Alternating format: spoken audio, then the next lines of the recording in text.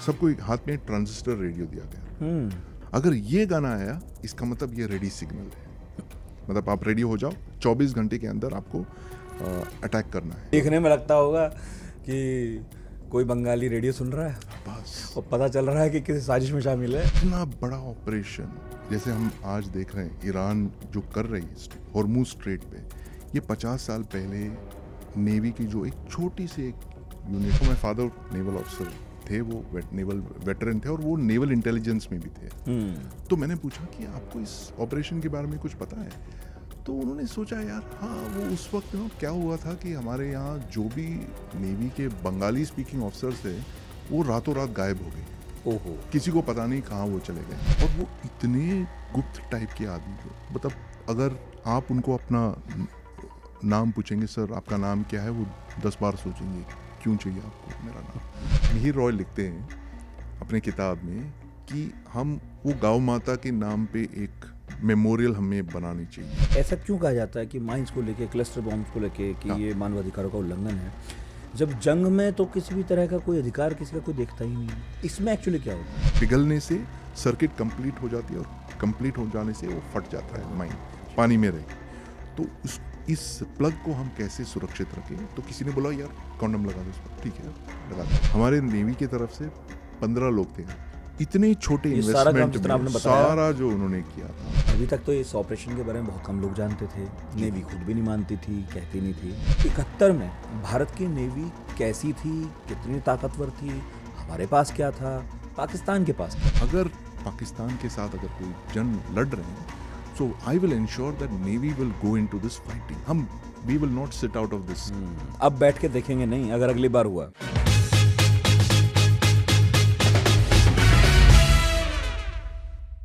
जासूस, जासूसी operations, ISI, raw, CIA, KGB, Mossad, MI6, जब से धुरंधर आई है तब से जनता को एक बार फिर से कोवर्ट ऑपरेशंस में दिलचस्पी जाग उठी है। किताबें खरीदी जाने लगी हैं, मूवीज़ सर्च की जा रही हैं, डॉक्यूमेंट्रीज लोग देखने लगे हैं। दुनिया को रस आ रहा है अब जानने में कि ये दुनिया जो अब तक छिपी हुई थी कैसे काम करती है। अब चूंकि रस आ रहा है तो हिंदुस्तान में भी ऐसा बहुत कुछ हुआ है या हिंदुस्तानियों ने भी ऐसा बहुत कुछ किया है जिस पर बात होनी चाहिए। लेकिन जैसा आप जानते हैं कि अपनी प्रकृति में, अपने स्वरूप में ये ऑपरेशंस गुप्त होते हैं और इनमें काम करने वाले लोग कभी अपनी पहचान उजागर नहीं करते और इन्हें चलाने वाले लोग भी इन्हें ओन नहीं करते ज़्यादातर, क्योंकि फिर इसके बहुत सारे अपने नुकसान हैं। लेकिन फिर भी सच तो अपनी जगह है।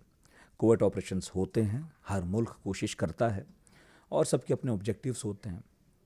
कई नियम टूटते हैं, कई ऐसी चीज़ें होती हैं जो खुलकर कहीं नहीं जा सकती। आपको मालूम है एक ऑपरेशन हिंदुस्तान ने भी किया था और वो हिंदुस्तान का अब तक का सबसे बड़ा जासूसी ऑपरेशन है। 50 साल पहले ये हुआ था। नाम इसका ऑपरेशन एक्स है। 2019 में इस पर एक किताब आई। किताब मेरे हाथ में है, ये रही, हार्पर ने निकाली है।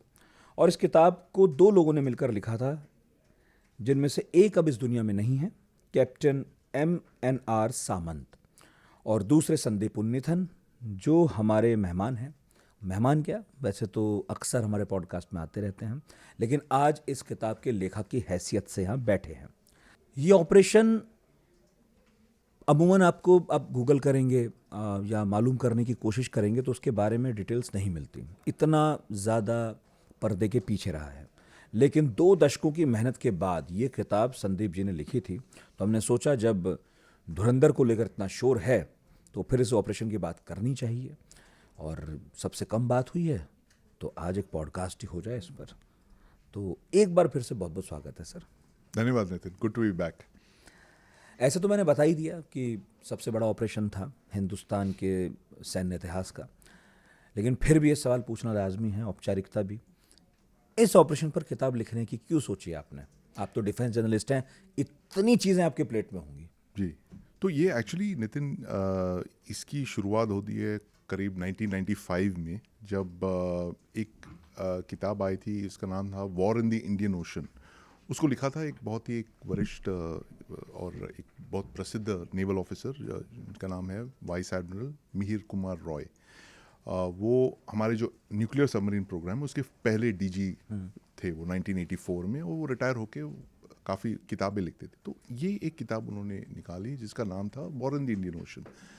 और जब actually it's start of my career, Bombay में था, मैंने वो किताब पढ़ने लगा और क्योंकि it was a primer on all maritime operations वगैरह, इंडिया के सारे जो मैरीटाइम ऑपरेशन, उसमें एक ही बहुत अजीब सा उन्होंने एक ऑपरेशन को डिस्क्राइब किया जो मुक्ति बाहिनी ने चलाई ये operation. And it was a very fascinating operation and I said यार ये तो अलग किताब है this, and when I saw it I said this is a separate book. और मैंने वो किताब का नाम भी सोच लिया था, कवर भी सोच लिया था, मैंने उसको कहा था फाइटिंग फ्रॉगमैन ऐसे करके। And I asked my father, now my father naval officer थे, वो नेवल वेटरन थे और वो नेवल इंटेलिजेंस में भी थे 1971 वॉर के दौरान। तो मैंने पूछा कि आपको इस ऑपरेशन के बारे में कुछ पता है? तो उन्होंने सोचा यार हाँ, वो उस वक्त क्या हुआ था कि हमारे यहाँ जो भी नेवी के बंगाली स्पीकिंग ऑफिसर्स थे वो रातों रात गायब हो गए। ओहो। किसी को पता नहीं कहाँ वो चले गए। तो आप एक कपिल को कॉल कीजिए, मेरे एक दोस्त हैं कमांडर कपिल, वो रिटायर्ड हैं, उनसे बात कीजिए, वो शायद बता सकते। वो उठते कूद रहे थे वो मुक्ति बाहिनी डाइवर्स के साथ। So I called him, nothing happened, हम मिल नहीं पाए। And I think lord however I would ask about it, वो कहते हैं हमें ज़्यादा कुछ पता नहीं इसके बारे में। देन इट सो हैपेंड कि कई साल बाद मुझे एक कॉल आया करीब 2017 में। एक नेवी के बहुत ही एक सीनियर एडमिरल थे, उन्होंने बोला कि आप सैटरडे को क्या कर रहे हो, मेरे घर पे आ सकते हो, एक व्यक्ति से आपको मिलाना चाहता हूँ। तो मैं बोला इनका नाम क्या है? तो बोला कैप्टन MNR सामंत। तो उस वक्त मुझे पता चल गया कि मतलब this is to do with this operation. तो मैं जब गया उनके घर लोधी रोड पे, उनकी जो बंगलो है, वो मैं अभी खुला कर सकता हूँ वो कौन थे वो ऑफिसर, क्योंकि he is now retired, vice admiral AK Chawla.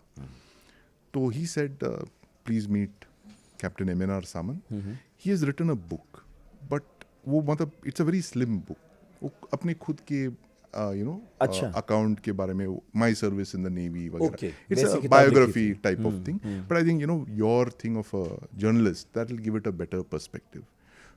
So I took the book and I met Captain Samant, of course. I mean, वो महावीर चक्र विनर है, winner of the second highest gallantry award winner in combat. He has fought that. Very distinguished submariner है, जो हमारे जो पहले 4 submarines आए थे रूस से उस वक्त सोवियत यूनियन में, वो पहले कमिश्निंग कमांडिंग ऑफिसर थे INS खंडेरी के, हाईली ट्रेन्ड ऑफिसर, मतलब वो रॉयल नेवी में डार्टमथ में वो कमीशन हुए थे. He was the last batch of Indian navy officers commissioned in UK and first submariner commissioned in the Soviet Union. तो मतलब he's almost like a bridge between these two, Navy के दो influential ये जो हमारे जो हाँ बिल्कुल maritime powers. So, और खेमे भी बिल्कुल. So then I started talking and I knew that he had a big story to tell. So I used his biography as the backbone. Okay. And then I had to do a lot of research. But I knew immediately this is what the story is. और वो इतने गुप्त type के आदमी थे, मतलब अगर आप उनको अपना नाम पूछेंगे, सर आपका नाम क्या है, वो 10 बार सोचेंगे क्यों चाहिए आपको मेरा नाम. तो मतलब he is like a life long spy kind of thing, मतलब खुफिया जासूस टाइप के आदमी थे, बहुत ही सबमरीन की तरह, मतलब पानी के नीचे रहते थे. तो उनके साथ मैं एक्चुअली आई 1-1.5 साल तक भी, he was already quite in his 80s, but what a amazing career, क्या क्या उन्होंने किया. He retired as a captain and he joined the merchant navy 1974 में करीब.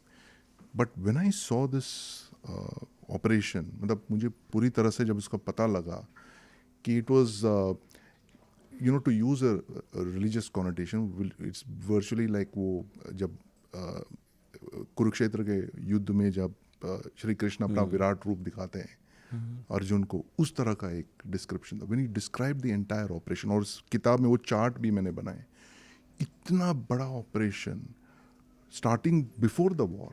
ये शुरुआत किया था उन्होंने मई-जून में, कि मतलब almost 6 months before the actual war began. पूरी तरह से उन्होंने प्लानिंग किया and this is a very dangerous and a very dark form of naval warfare जिसको कॉमर्स डिस्ट्रक्शन बोलते हैं, कि आप एनिमी के वॉरशिप्स को नहीं टारगेट करते हो, उनके मर्चेंट शिप्स को टारगेट करते हो, क्योंकि मर्चेंट शिप से आपकी पूरी कमाई होती है, फॉरेन एक्सचेंज जब आप चीज़ें एक्सपोर्ट करते हो, या फिर आप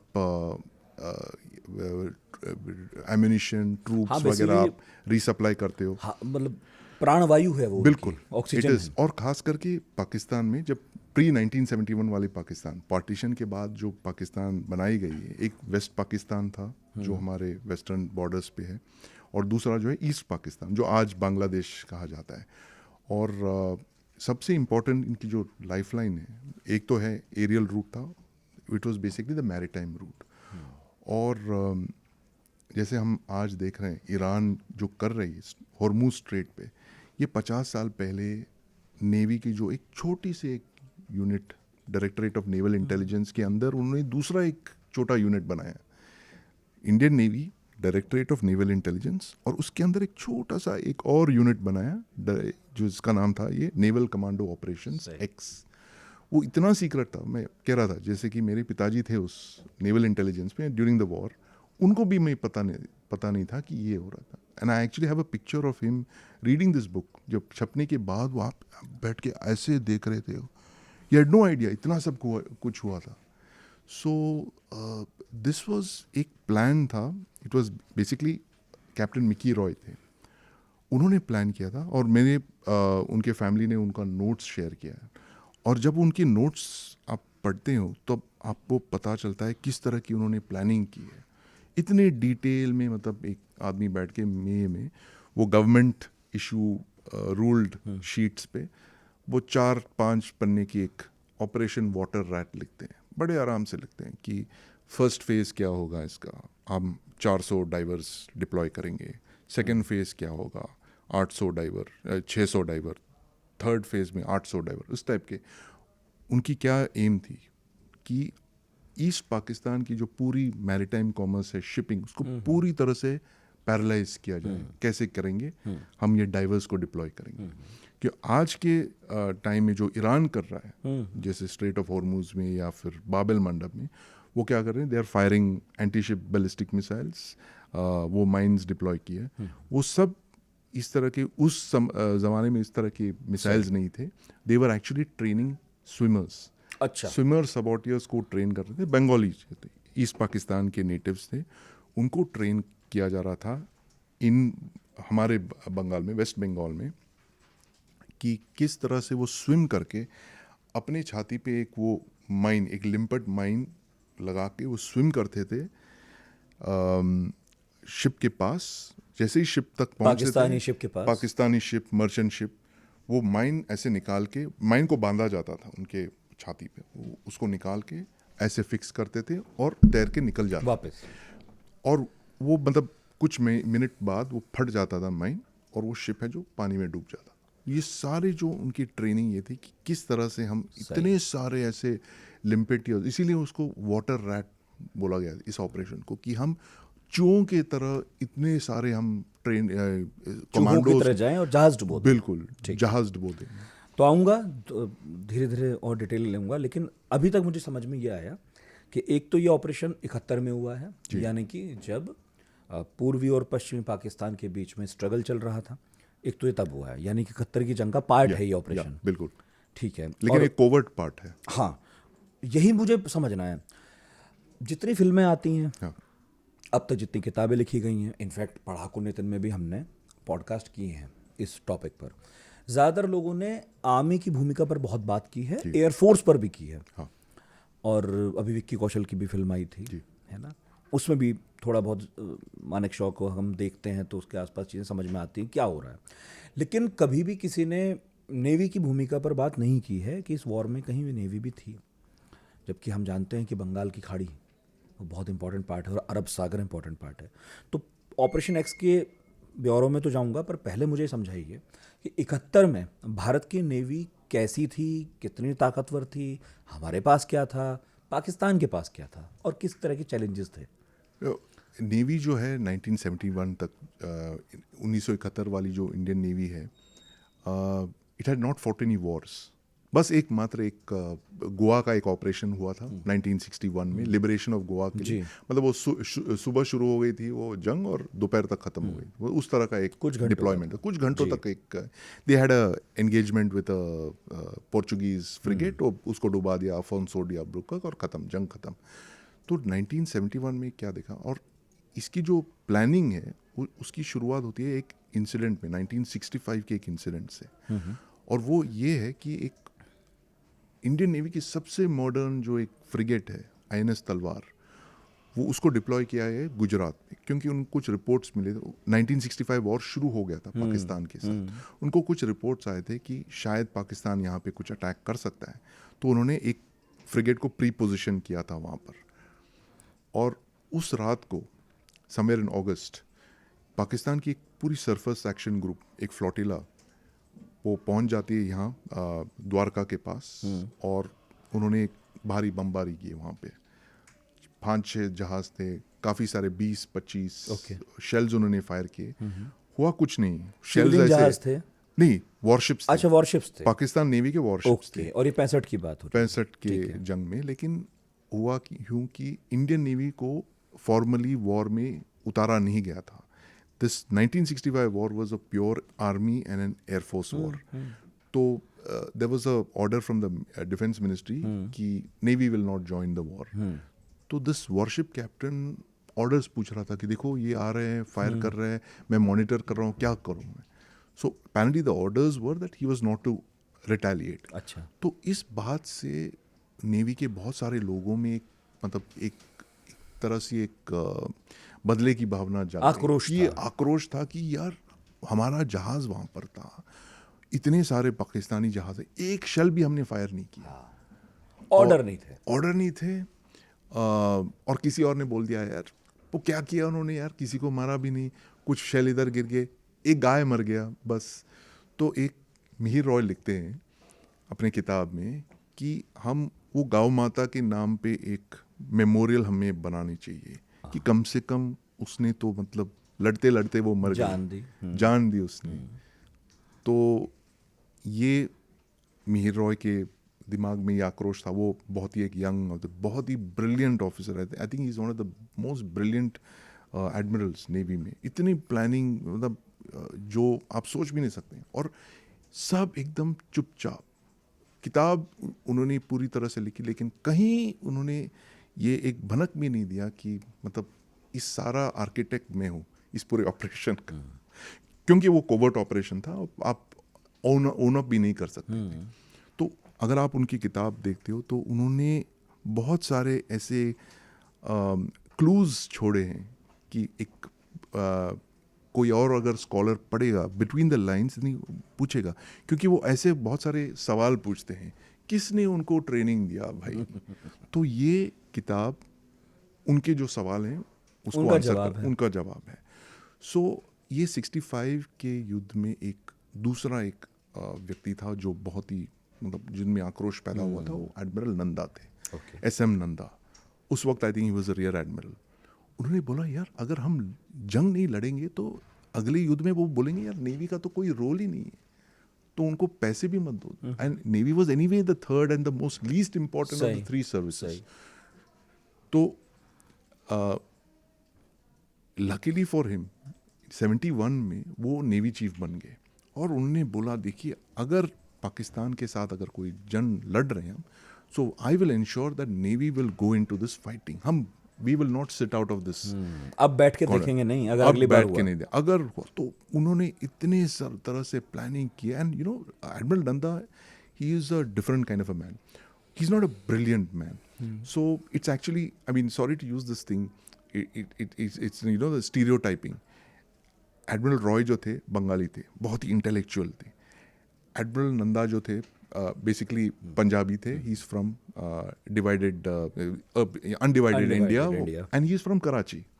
तो वहाँ पले पड़े थे वो, and he knew the whole area, very aggressive man, you know. तो मतलब अगर आप उनको बोले कि 10 तो बोले कि 10 क्यों, 1000 saw you know that kind of large big picture आदमी था। अतिरिक्त आक्रामक। बिल्कुल। तो इन दोनों की जो कॉम्बिनेशन है, एडमिरल नंदा और कैप्टन रॉय, जो उनके डीएनआई थे, डायरेक्टर ऑफ नेवल इंटेलिजेंस, उन्होंने बैठ के ये पूरा ये प्लानिंग की कि अगली बार हम अगर जंग लड़ेंगे तो इस तरह की कोवर्ट ऑपरेशन करेंगे।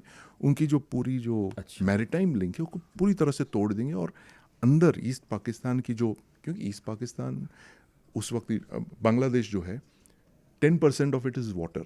मैं गया हूँ, I mean while researching for this book I spend 10 days there. It's just पानी ही पानी है हर जगह। जो जमुना नदी है जो ब्रह्मपुत्र और गंगा की जो कॉन्फ्लुएंस से बनती है, वो दैट इज़ 200 किलोमीटर्स लॉन्ग, लेकिन कई जगहों पे ऐसा लगता है कि आप समुद्र के बीच में आ गए। 10-10 किलोमीटर वाइड है, बहुत पानी बांग्लादेश में। बहुत पानी। अरे बांग्लादेश तो पानी ही पानी है, मतलब हाँ पाकिस्तान है। सो दे सेड कि if you have to travel from one place to the other in east Pakistan, आपको तो मतलब नावों की ज़रूरत, कश्तियों की ज़रूरत पड़ेगी, शिप्स। एंड हम किस तरह से पाकिस्तान आर्मी को पूरी तरह से पैरालाइज कर देंगे, उनकी जो कॉमर्स है उसको। तो ये सब वो एडवांस में सोच रहे थे, दे ऑलरेडी थिंकिंग। अभी 71 हुआ भी नहीं था। Okay. वो तो पहले ही बैठ के प्लान, ये इनकी जो सारी प्लानिंग है, इट इज़ बेसिकली अप्रैल में। सो ये 71, मैं कहता हूँ 71 war is actually the first war that India plan to get into.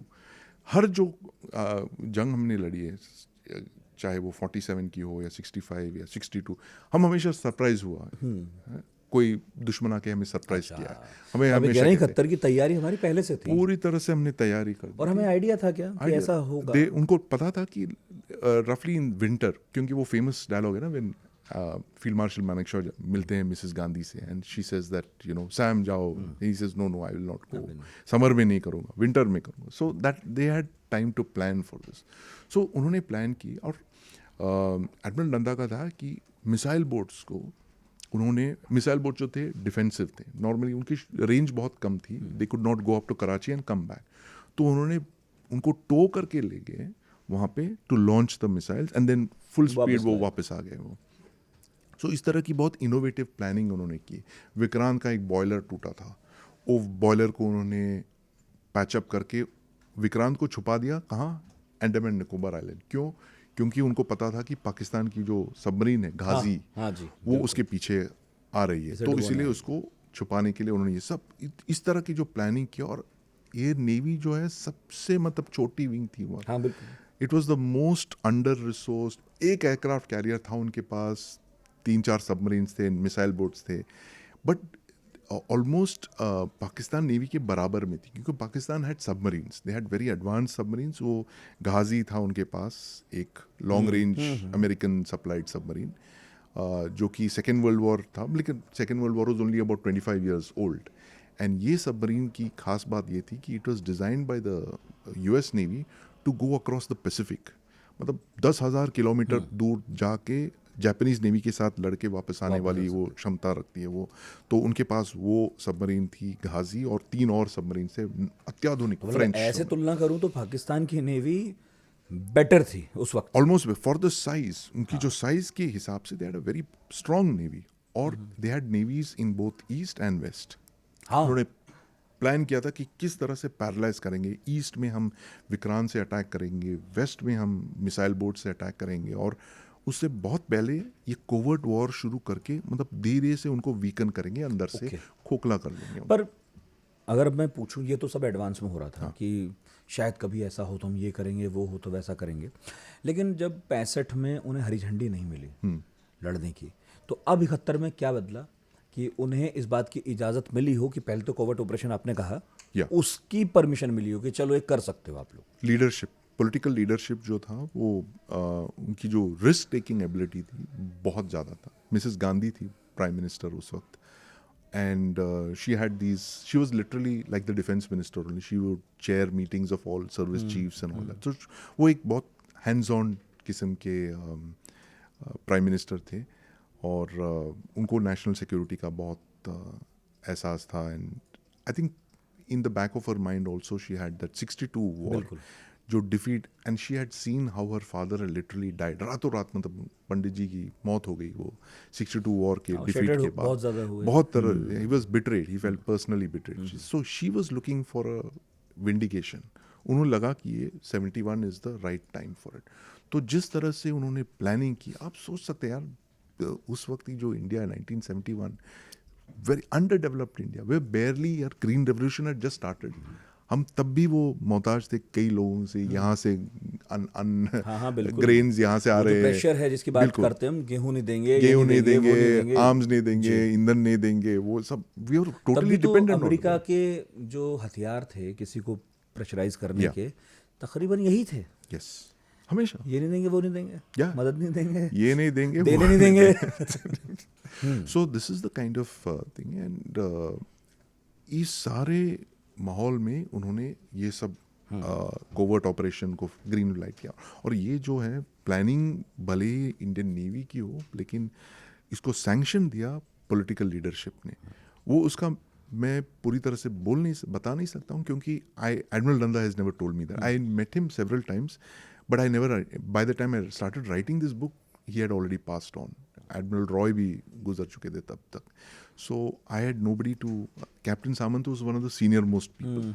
लेकिन उन्होंने मुझे कहा कि यार I think Mrs Gandhi knew about it, because when ever we would give one very daring operation कि सर माइंस बिछाने हमें खुलना पे, तो पूरी तरह से शिपिंग चैनल बंद करेंगे, जैसे कि IRGC आज कर रही है, पूरी तरह से बंद कर देंगे।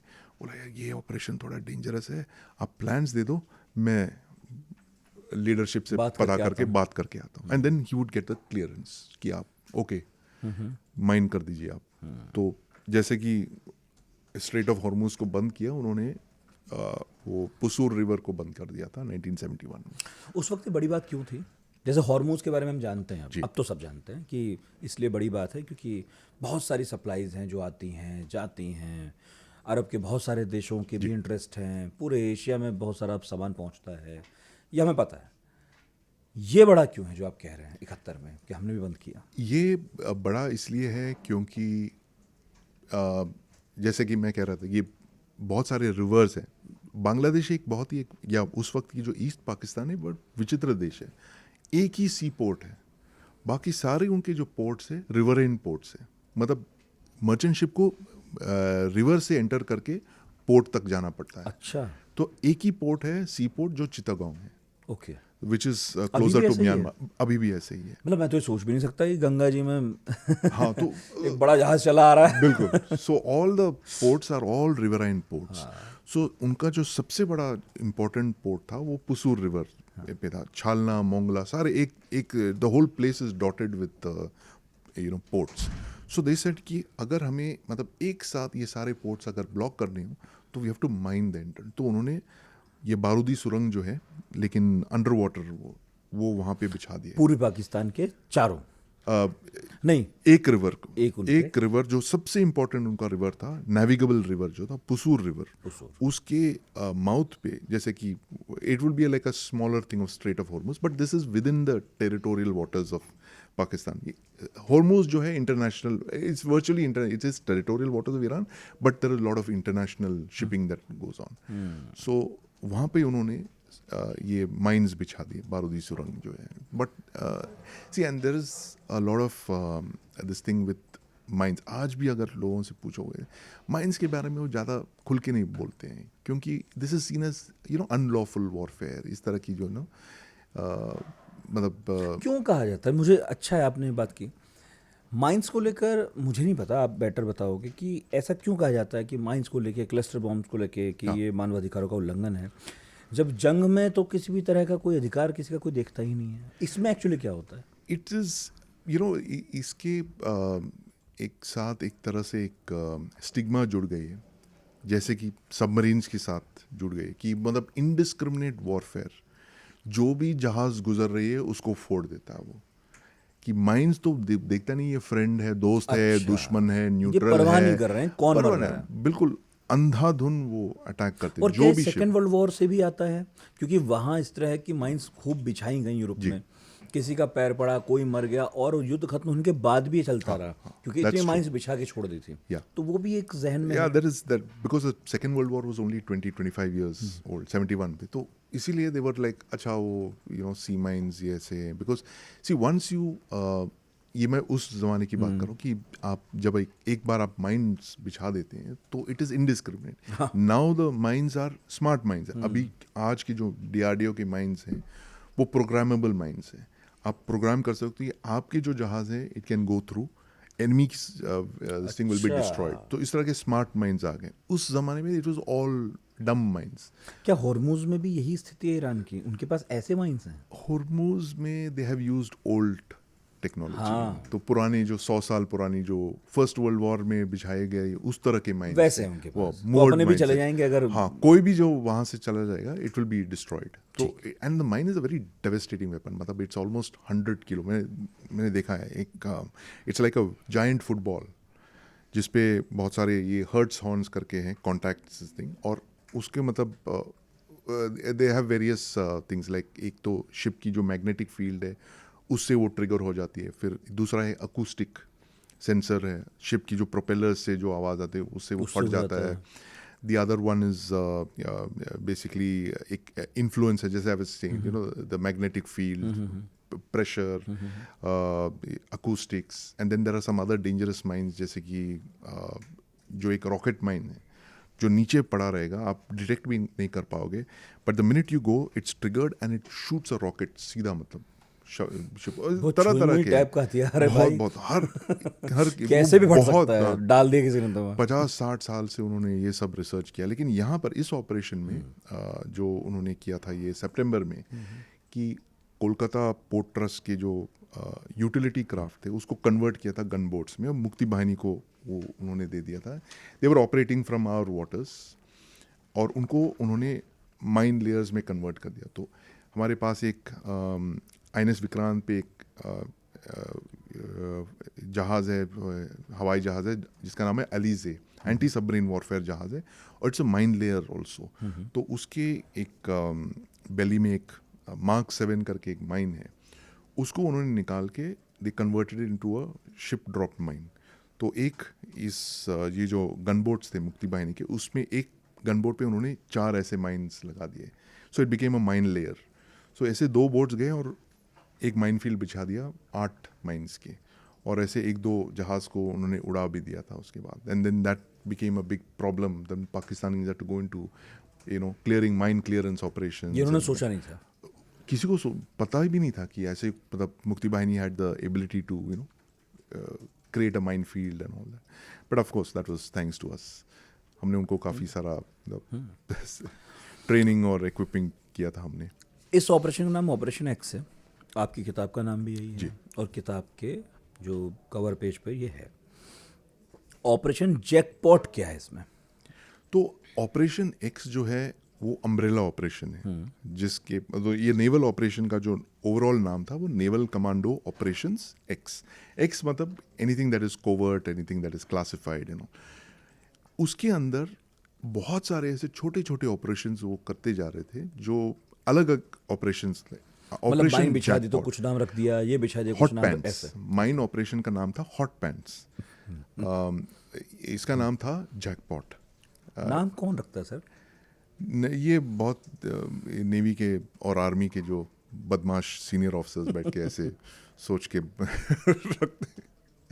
तो एपिक फ्यूरी. हाँ, एपिक फ्यूरी बिल्कुल. तो क्लाउड बर्स्ट, ग्रे कैट, इस तरह के अलग अलग उन्होंने ऑपरेशंस लाए. So if anyone heard this thing, अच्छा ये कहाँ जा रहे हैं लोग, ये ग्रे कैट के लिए जा रहे हैं, तो only the people who know about the planning will know about grey cat. आपस में समझ बाहर वाले को यार ये किस ग्रे कैट के बारे में बात कर रहे हैं यार. बिल्ली पकड़ने यार, बिल्ली पकड़, या फिर हॉट पैंट्स या जैकपॉट, ये उस तरह के. सो जैकपॉट सबसे इम्पोर्टेंट है क्या इसमें? जैकपॉट जो है 15 अगस्त के रात को उन्होंने एक साथ 160-170 कमांडोज भेजे ईस्ट पाकिस्तान के 4 पोर्ट्स में. एक साथ एक ही रात पर 20 या 25 जहाज़ों को एक साथ उन्होंने डुबा दिया ये माइंस लगा के. तो आप सोच सकते हैं किस तरह का इम्पैक्ट हुआ होगा उस ईस्ट पाकिस्तान की जो मिलिट्री सरकार थी उस वक्त, जो उस वक्त थे A.K. नियाजी, जनरल नियाजी का हाथ में था. वो पैनिक हो गया था उनके इसमें कि एक साथ मतलब आप सोच भी नहीं सकते कि नॉर्मली हम जो अटैक एक्सपेक्ट करते हैं, सबोटाज एक पोर्ट पे या 2 पोर्ट, ये तो एक साथ 4 पोर्ट, आपके सबसे 4 इम्पोर्टेंट पोर्ट्स पे ये स्विमर्स सबोटियर्स जाके उन्होंने ये मतलब वो लिम्पेट अंदर माइंस अंदर पानी में गए, जहाज पे चिपकाया, वापस आ गए वापस आ गए, और वो कुछ मिनटों के अंदर फट गया। फट गया। और उन्होंने इस तरह से टाइमिंग कर दी कि 12 बजे के बाद, और वो आरती मुखर्जी एक गायक थी, उनके गाना वो प्ले कर रहे थे ऑल इंडिया रेडियो पे, कि जब वो कम्युनिकेशन तो था नहीं, इतने सारे लोग गए थे, कमांडोज सब, बंगाली कमांडोज जो एक्चुअली ईस्ट पाकिस्तानी रेजिडेंट्स थे जिनको हमने ट्रेन किया था अंडर दिस ऑपरेशन, तो उनको हमेशा एक सबको एक हाथ में ट्रांजिस्टर रेडियो दिया गया। तो अगर आपने ये गाना इस वक्त आपको हमेशा ट्यून करके सुनना पड़ेगा AIR में, अगर ये गाना आया इसका मतलब ये रेडी सिग्नल है। हाँ, तो एक पंकज मलिक का एक गाना था जो एक रेडी सिग्नल, नहीं आरती मुखर्जी का था रेडी सिग्नल, मतलब आप रेडी हो जाओ, 24 घंटे के अंदर आपको अटैक करना है। 24 घंटे के अंदर अगर आपने पंकज मलिक का गाना सुना, इसका मतलब ये गाना होगा। और मतलब उन्होंने पूरी तरह से रट लिया था, वो कैंप में बैठ के यही गाना सुनते थे, दोनों गाना, आरती मुखर्जी पंकज मलिक, आरती मुखर्जी पंकज मलिक।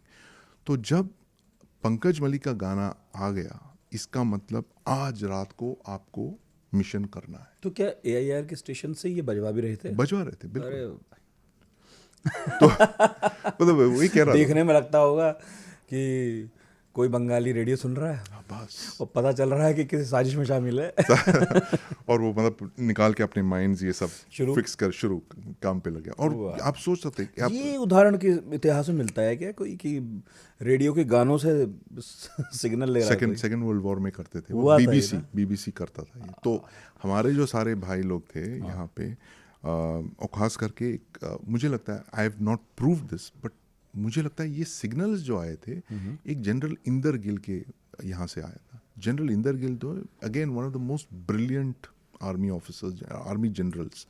वो हाफ स्कॉटिश थे, हाफ सरदार थे।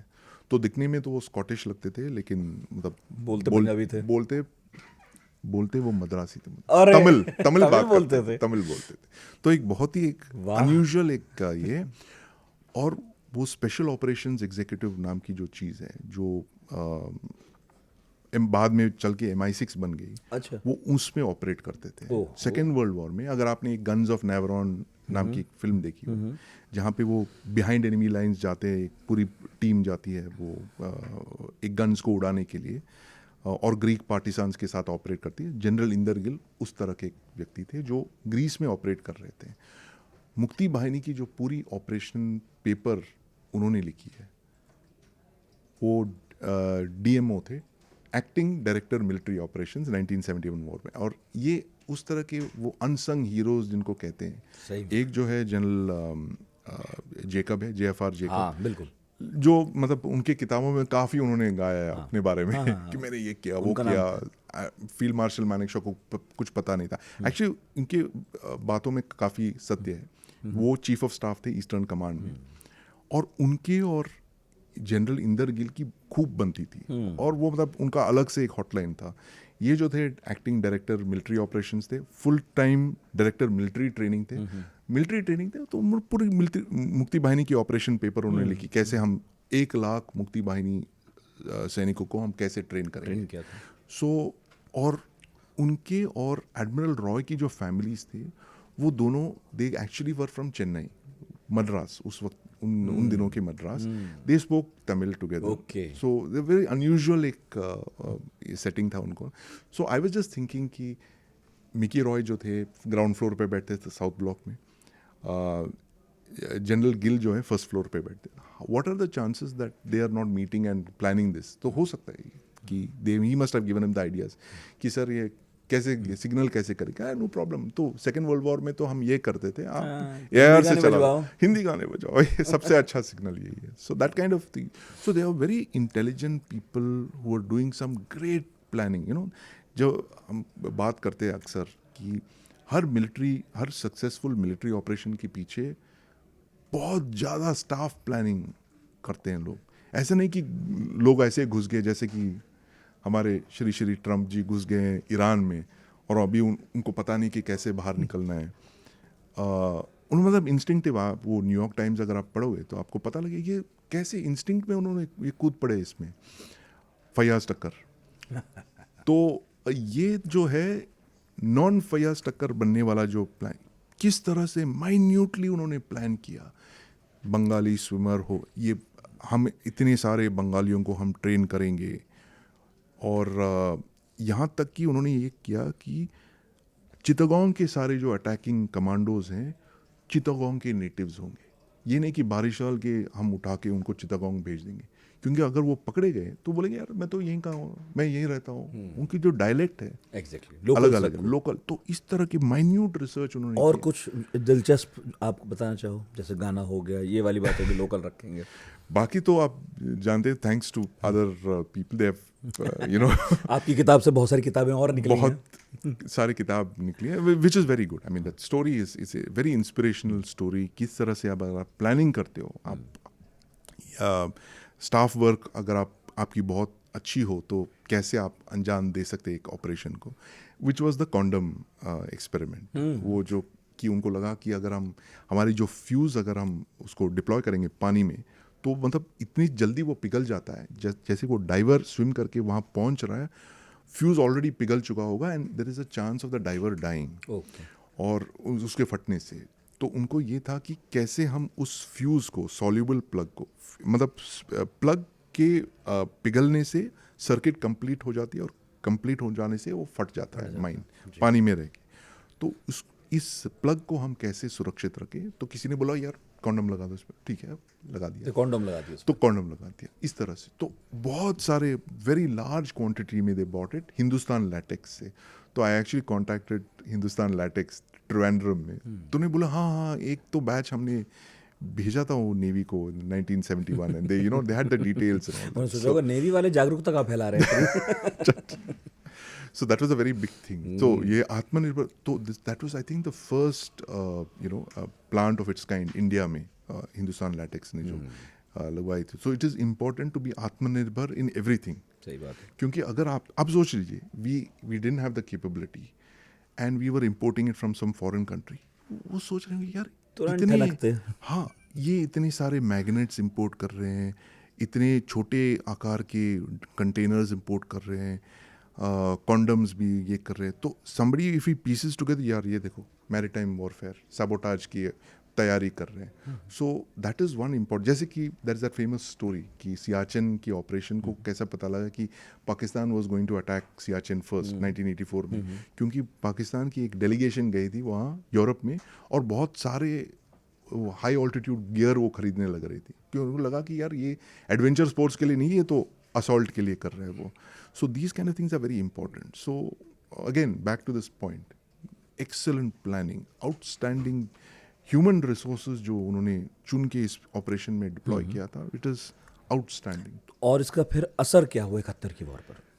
उसका असर ये हुआ कि पाकिस्तान की जो गैरिसन थी बाय 71, वो एक्चुअली एयर वॉर से, नॉर्मली वो एयर कॉरिडोर था between west Pakistan east Pakistan, India ने वो एयर कॉरिडोर बंद करा दिया था। The only route was through the sea. और the most important thing उनका जो foreign exchange की जो earning है, it was going directly to the Pakistan military. और foreign exchange क्या था उधर ईस्ट पाकिस्तान से? It was basically jute, coir, T, coffee वगैरह, ये सब एक्सपोर्ट्स थे। उसको पूरी तरह से उन्होंने डिस्ट्रॉय कर दिया। तो and the most important thing is कि जिस तरह से आपने स्ट्रेट ऑफ हॉर्मूज में आपने देखा है कि जब एक एरिया पे अगर आप बहुत सारे अटैक्स होने लगते हैं तो इंश्योरेंस रेट्स बढ़ने लगते हैं। तो 71 में ठीक यही हो गया, जो 5 शिलिंग का जो इंश्योरेंस था वो बढ़ के 1 पाउंड हो गया था। एंड वॉर रिस्क इंश्योरेंस भी हज़ारों डॉलर्स में चलने लगे। मतलब if a normal ship had to go into east Pakistan, it had to pay nothing, but now because ये वॉर है, मतलब अटैक्स हो रहे हैं शिप्स पे, कार्गो प्रीमियम रेट्स तो बहुत ज़्यादा हो गए। सी इवन नाउ, अभी ये ships are not going through strait of Hormuz क्यों? एक तो है because of the thing mines बिच गए हैं, and the other is that the insurance rates are so high. तो you know the thing is that the fellow is saying कि boss मेरा जो है मैं तो दिवाला निकल जाएगा मेरा, अगर because the people are not willing to you know insure my cargo this that, you are willingly going into war risk. तो इस तरह का इकोनॉमिक वॉरफेयर उन्होंने लड़ा, जिससे that cost of maintaining east Pakistan increased. And then finally जब when the war began 3 दिसंबर को, इस कोवर्ट फोर्स को उन्होंने एक ओवर्ट फोर्स बना दिया. गन बोट्स को उन्होंने डिप्लॉय कर दिया actively into you know attacking. And एक बहुत ही अनयूजुअल ऑपरेशन है इसमें जो 10 दिसंबर को उन्होंने किया. कैप्टन सामंत खुद गए थे. इंडियन नेवी की only riverine gun boat red, मतलब आप रिवर के थ्रू गन बोट्स ले जाके पाकिस्तान आर्मी को अटैक करते हो. अच्छा. तो वो हुआ इधर ऐसे कि खुलना में एक 3 ब्रिगेड थी पाकिस्तान नेवी पाकिस्तान आर्मी की, दैट वाज होल्डिंग आउट. तो जनरल जेकब ने कैप्टन सामंत को बोला, यार सामंत जाओ उधर, वो ये देखो बहुत रेजिस्टेंस कर रहे हैं, आप गो वाया द रिवर, उसको थोड़ा डिसलोकेट कर दो, ताकि वो मतलब instead of focusing on the land they will start looking at the sea. इस तरह आ गए. तो ठीक हुआ ऐसे ही. Unfortunately there was an incident where some Indian air force के जेट्स आके 2 उनके शिप्स उड़ा दिए. एक ही बचा INS पनवेल, जो जिसपे कैप्टन सामंत और उनके और ऑफिसर्स थे.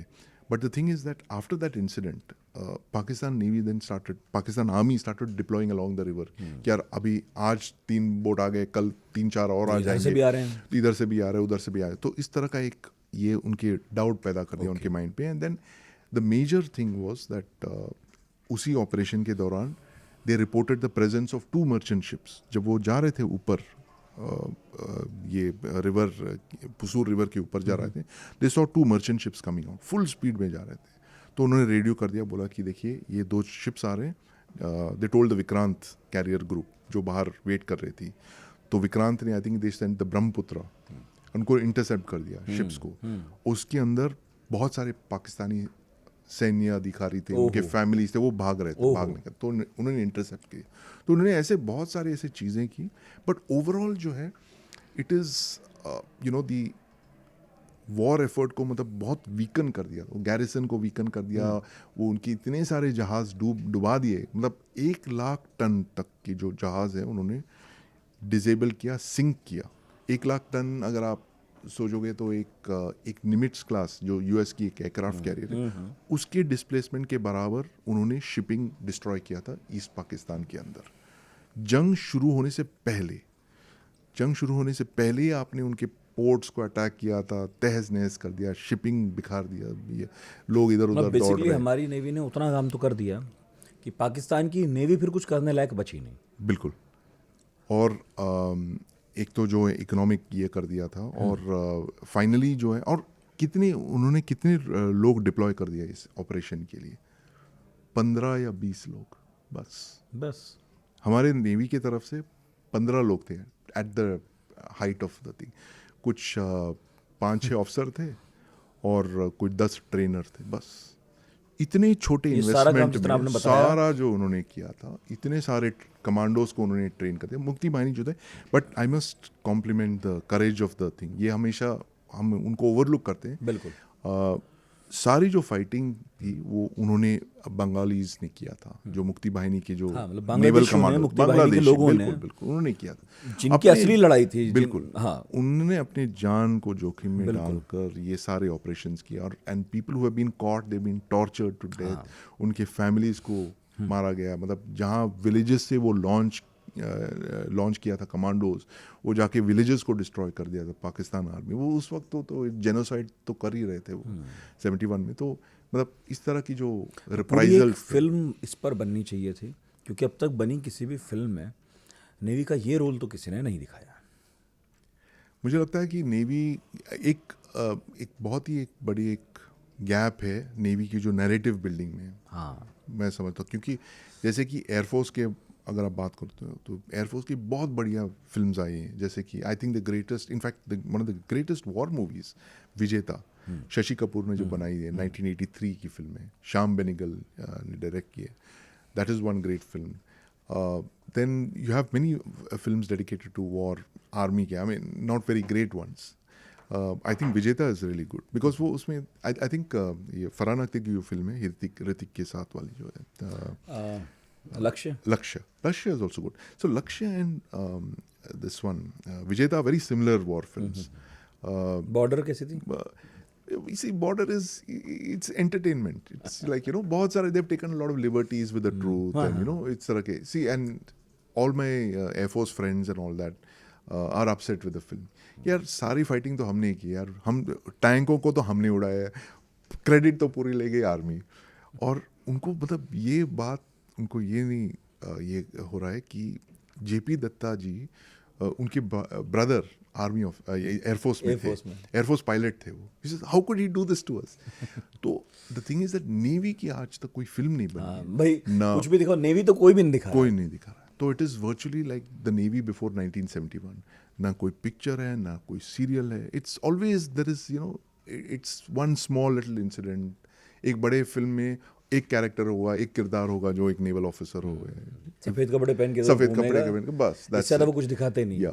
इस जानकारी की कमी भी है. लेकिन मुझे उम्मीद है कि अब जिस तरह की जंग हो रही हैं, जिनमें हमें समझ में आ रहा है कि कैरियर्स खड़े हैं, वहीं से उड़ान भरी जाती है, वापस आते हैं.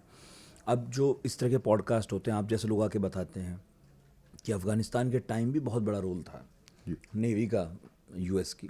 इनफैक्ट जिस 71 की आप बात कह रहे हैं, उसमें मुझे बार बार यही याद आता है कि अमेरिका ने अपना 7वां बेड़ा भारत की तरफ भेज दिया था. मतलब शुरू तो हो गया था, और फिर सोवियत यूनियन ने कहा कि अगर आप भेजते हो तो हम भी भेजेंगे. तो नेवी का रोल मतलब बहुत पहले से इन सुपर पावर्स को समझ में आता था. हमें समझने की ज़रूरत है, और अब तो अपने आसपास होते ही जब चीज़ें देख रहे हैं हम लोग कि हमें नेवी पर कितना खर्च करने की, उसे कितनी तवज्जो देने की अभी ज़रूरत है. मतलब फिल्म मेकर्स और राइटर्स की तो मैं बात ही नहीं कर रहा अभी. अभी तो मैं नीति नियंताओं की बात कह रहा हूँ. नहीं, अब आपको याद, हमने पॉडकास्ट किया था इस पर. जी बिल्कुल. आप जो है पूरी तरह से डिपेंडेंट है ऑन द नेवल थिंग. आपकी ऑलमोस्ट 90% जो एनर्जी इंपोर्ट्स है, ऑयल, तेल, गैस, सब it's all coming from the seas. 50% Hormuz से आ रही है. अरे भाई, एक इतना बड़ा महासागर आपके नाम पर है, और 1 अरब आपके साथ लगा हुआ उधर बंगाल की खाड़ी है. हम तो कितना घिरे हुए मैरिटाइम नेशन है.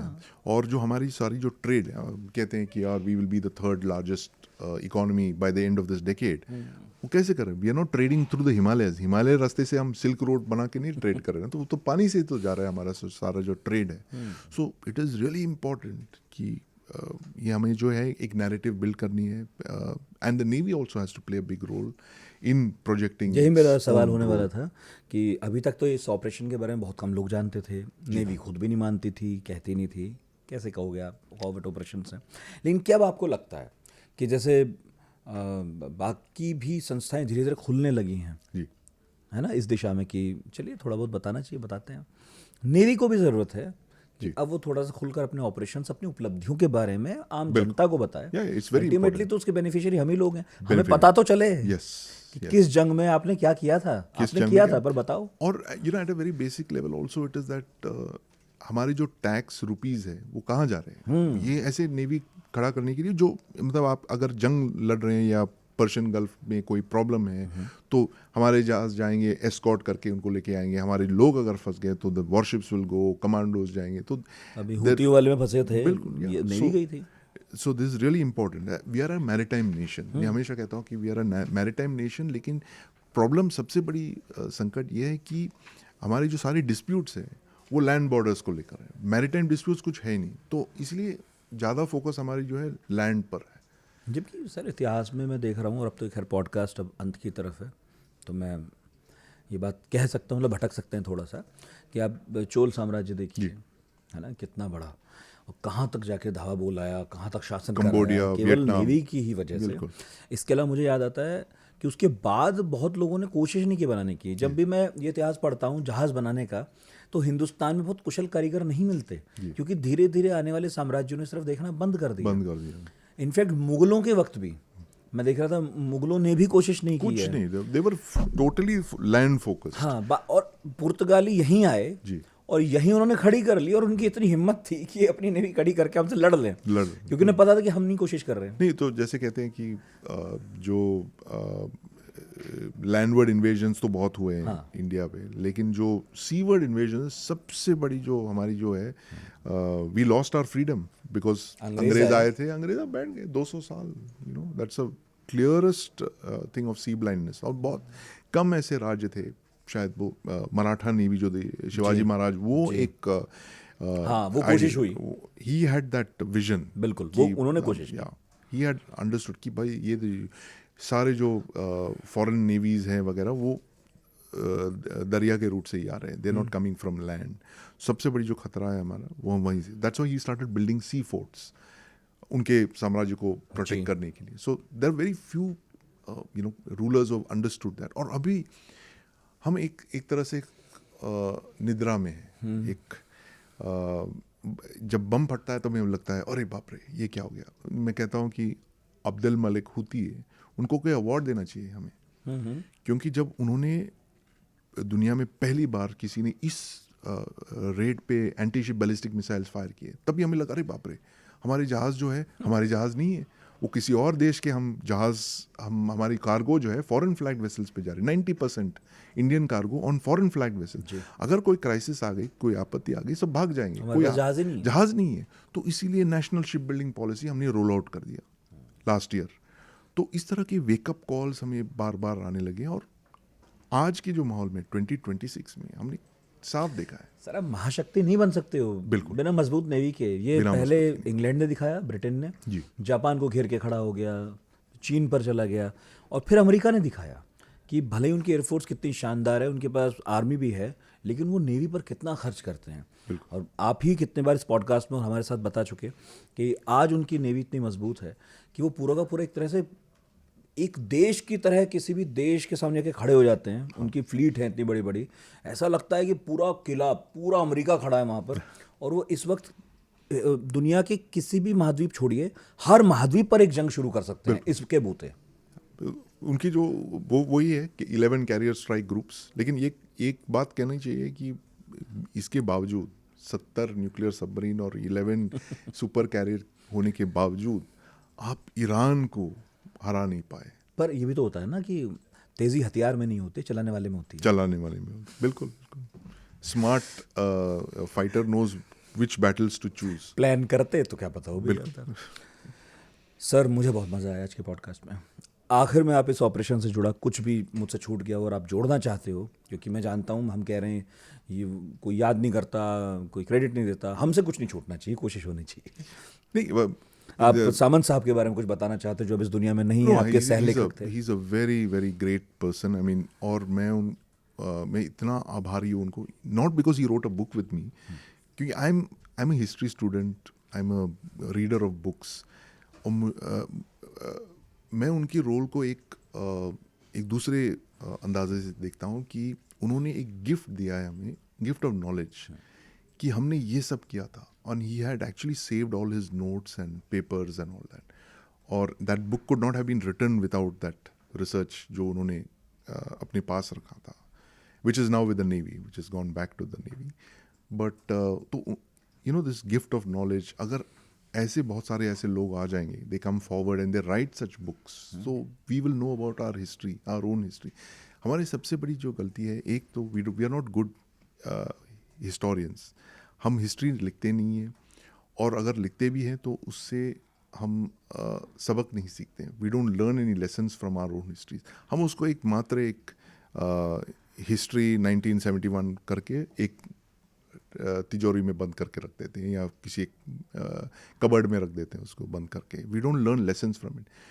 इसके जो लेसन्स हैं, इस किताब की जो लेसन्स हैं, it is applicable not for the navy of today but for the navy of all time. ये है कि सबसे बड़ी जो आपकी जो स्ट्रेंथ है, it's not about the weapons, और it is not about the platforms या कैरियर्स और सबमरीन्स एंड ऑल। वो ह्यूमन रिसोर्सेज है।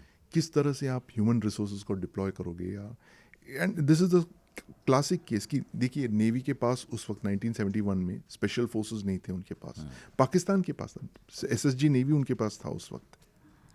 नेवी के पास मिसाइल बोट्स नहीं थे जो कराची तक जाके अटैक करके वापस आ सकते थे। एक एयरक्राफ्ट कैरियर था एक पुराना सा जिसकी बॉयलर फट गया था। अगर नेवी चाहती तो कैसे कि यार मेरे पास कुछ है नहीं, साधन नहीं है, मैं नहीं लड़ सकता हूँ, लेकिन उन्होंने they thought out of the box, क्योंकि वेरी एक्सेप्शनल पीपल, ये हार नहीं मानी उन्होंने। जो है उसी के साथ हम उसको मॉडिफाई करके, हम इम्प्रोवाइज करके हम जंग लड़ेंगे। So that's the biggest lesson. और इसीलिए हमने कहा कि हिंदुस्तान के सामरिक इतिहास का ये सबसे बड़ा ऑपरेशन था, सबसे बड़ा कोविड ऑपरेशन था। और ये किताब उपलब्ध है, ख़रीदनी चाहिए, पढ़नी चाहिए, पॉडकास्ट भी सुनना चाहिए, लेकिन किताब में जो बारीक प्योर हैं उनकी थोड़ी बात होती है, उनको पढ़ने का अपना मज़ा है। बहुत बहुत शुक्रिया सर, एक बार फिर धन्यवाद मानने के लिए। बहुत शुक्रिया आपके धैर्य का। हमने आज ये कहानी सुनाई आपको, संदीप जी ने सुनाई, मैंने भी सुनी आपके साथ। कैसी लगी कमेंट बॉक्स खुला है, प्लीज़ लिखिएगा ज़रूर। बहुत बहुत शुक्रिया।